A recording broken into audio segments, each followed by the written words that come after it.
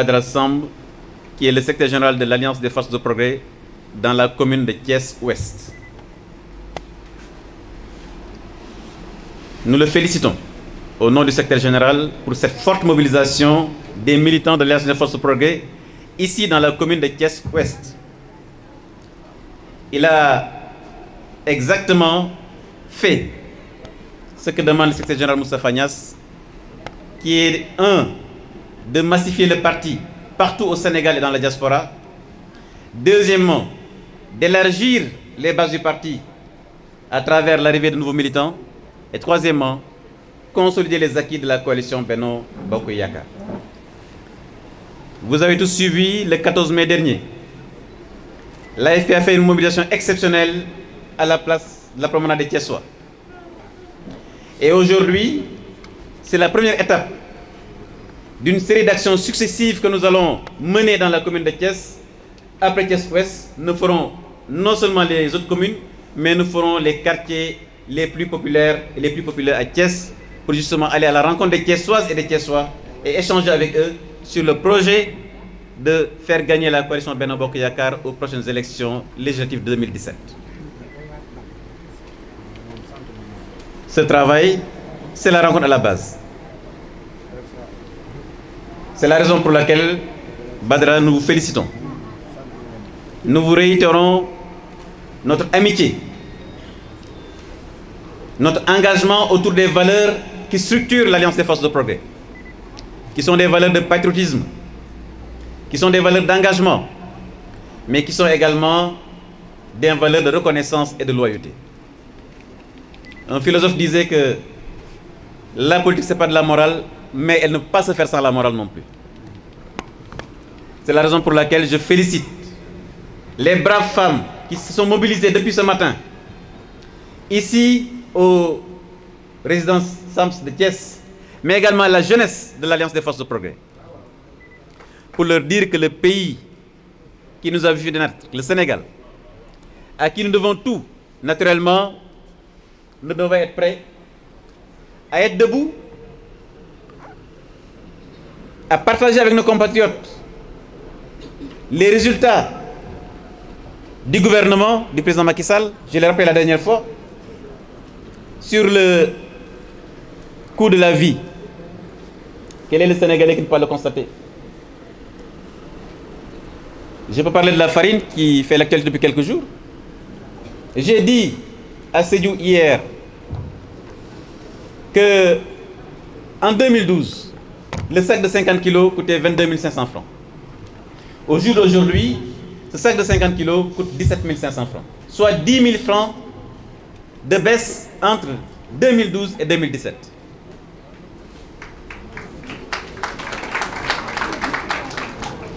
Chers amis, il faut calculer, le marché de la farine au Sénégal, c'est 350 000 tonnes par an. Prenez 10 000 francs la tonne sur le sac de 50 kg, pardon. On fait un petit calcul avec la presse. Une tonne, c'est 20 sacs de 50 kg, n'est-ce pas? 10 000 francs fois 20, c'est 200 000. 200 000, vous ramenez ça à 350 000 tonnes par an, ça fait combien? Un petit mathématicien, j'attends le résultat avant de continuer mon message. Calculez-moi 350 000 multiplié par 200 000 francs.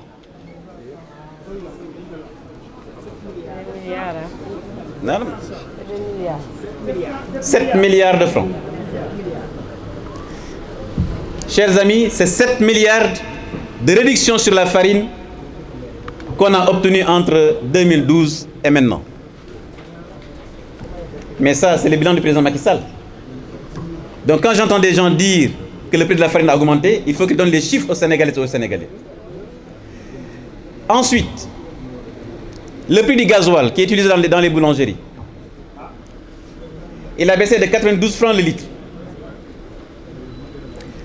Le prix de l'électricité a baissé de 10%. Or, pour fabriquer du pain, ces deux postes de charge les plus importants, c'est la farine et l'énergie. Nous sommes un gouvernement qui travaille, nous sommes un gouvernement qui est au service des Sénégalaises et des Sénégalais. Et je dis et je répète, lundi, Inch'Allah, je vais rencontrer la Fédération nationale des boulangers du Sénégal pour leur réitérer la position du gouvernement de les accompagner tout le temps, mais naturellement, leur rappeler également les résultats qu'ils ont obtenus de la gouvernance du président Macky Sall. Et ça, c'est quelque chose de factuel.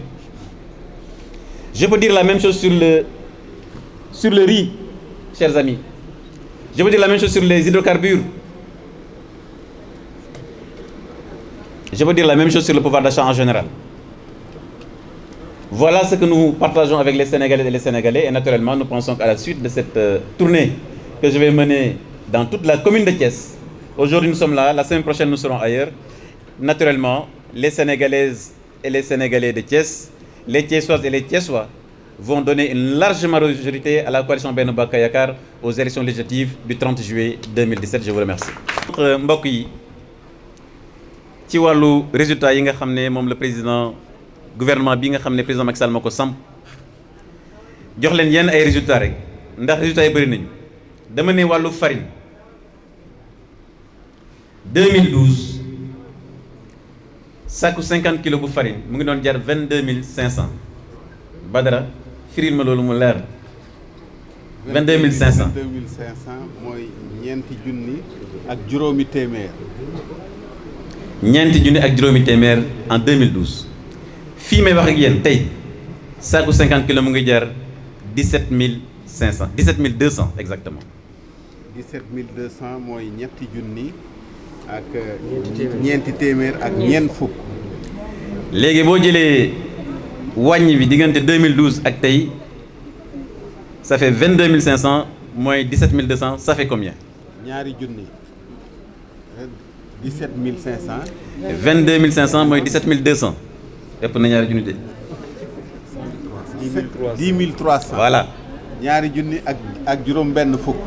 ñaari junni ak juróom-benn fukk moo wàññeeku ci saaku 50 kilos diggante 2012 ak fii may wax ak yéen boo ko xaymaa ci at ndax at bu nekk Sénégal ngi consommé 350 000 tonnes farine boo ko xaymaa ci at bi juróom-ñaari milliards la loo xam ne wàññi nañ ko uniquement ci farine loolu boo ko boolee ak li wàññeeku ci gasoil litre bu nekk wàññeeku na 92 francs daanaka mat na ñaar fukk nga jëli wàññeeku ci électricité maanaam courant lu ëpp 10% ñaar yooyu soo ko boolee wax dëgg yàlla résultat bu ñu xool filière boulangerie ci résultat yi gën a jëriñoo résultat gouvernement bi ci la bokk.